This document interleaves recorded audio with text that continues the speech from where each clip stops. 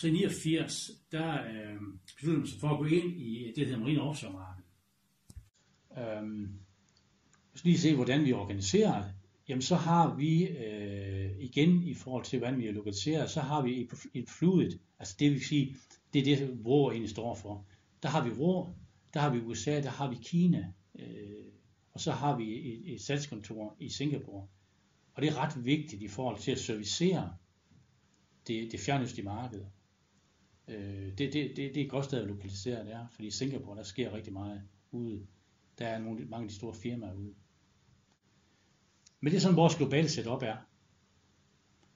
Og på service, der bliver vi endnu mere globaliseret. Der er det mere at bære alle de steder, som kunder nu lige pludselig er. Nu har vi en sag ude i Indonesien, der måske gør, at vi kommer til at lave et service setup lokalt i Indonesien, kan betjene kunder der.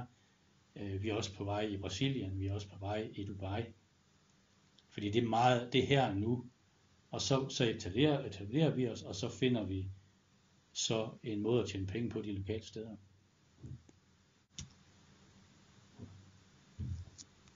Pillet bare lige hurtigt igen, ikke? Jamen så hvor, jamen det er speciel produktion af mindre cylinder. Og så når vi er sat op, så er det sådan, at det er ikke nødvendigvis, at vi servicerer lokale kunder fra ROR, og så lokale kunder fra Kina. Det gør vi også. Men vi servicerer også kunder her, altså norske kunder, fra vores fabrik i Kina. Også fra fabrik i USA. Det kommer an på, hvordan det passer ind i vores produktionssetup. Det er også en grund til, at man kan sige, at man deler op, men det er ikke den primære årsag, fordi en fabrik til Storsland kunne også have ligget i ROR, hvis det nu havde passet. I den strategi, der står også, at vi vil være en global kundeorienteret virksomhed. Og det kundeorienteret, det er lige så vigtigt ord i det der, som globalt er. Fordi for at være kundeorienteret, så er vi simpelthen nødt til at være, hvor vores kunder er. En af de globaliseringsparametre, som vi selvfølgelig har været at kigge på, det er selvfølgelig produktionsomkostninger også. Det er lønomkostninger, det snakker man altid om. Det er bare ikke så vigtigt for os. Selvfølgelig sparer vi lidt på lønomkostninger ved at være i Kina. De tjener lidt mindre, end vi gør. Men ud af en cylinder, så er vores produktionsomkostninger fordelt således, at ca. 70% er materialer. Ud af de 30%, der er noget af det løn. Lad os bare sige 15% det er løn. Så det er ikke afgørende. Og materialeprisen kan vi ikke skrue på, bare fordi vi er i Kina. Det koster det samme. Det er bare for os at give et andet perspektiv på, hvorfor man flytter ud. Det er ikke altid bare for at spare lønomkostninger. Det er i hvert fald ikke, det er ikke for vores vedkommende, er det slet ikke det.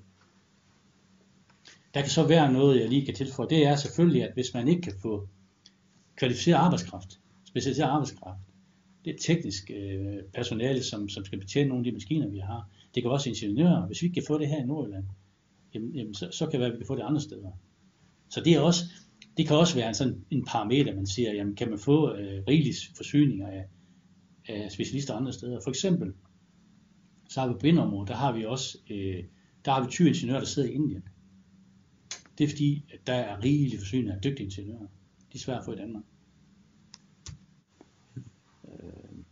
Men det der så er, man kan sige, det der er positivt i forhold til det er, at der er ikke noget, der tilsiger, der er ikke nogen grund til ikke at være i ROR, der er ingen grund til, at vi skulle flytte fra ROR, hvis vi ellers skal få kvalificerede medarbejdere, fordi transportomkostning, produktionsomkostning er ikke så vigtigt. Ikke fordi det ikke betyder noget, men det er ikke så vigtigt.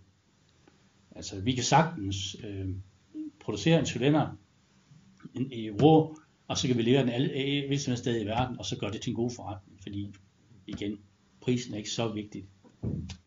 Jeres firma kunne løbe rundt, hvis I kun havde her i Danmark. Hvis I kun solgte kunder og kun havde ting her i Danmark. Hvis vi kun havde også kun af Danmark, ja, altså, så var vi ikke her. Så ville det være en helt anden type af virksomhed. Det kan være, det er en type virksomhed med 14 ansatte. Vores primære marked, det er i Norge, der er de store spil inden for offshore. Og det er jo i Fjernøsten. Og det der er også i USA, er der en af vores største kunder. Vores største kunder, det er et kæmpe stort amerikansk firma, som det er til Marine Offshore.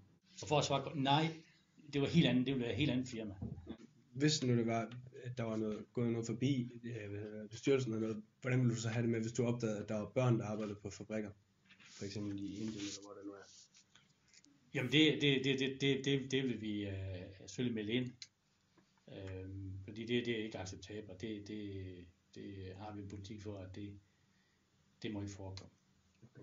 Og det har jeg er selv ude at se vores fabrikker. Det kan jeg i hvert fald sige, det har vi ikke i dag.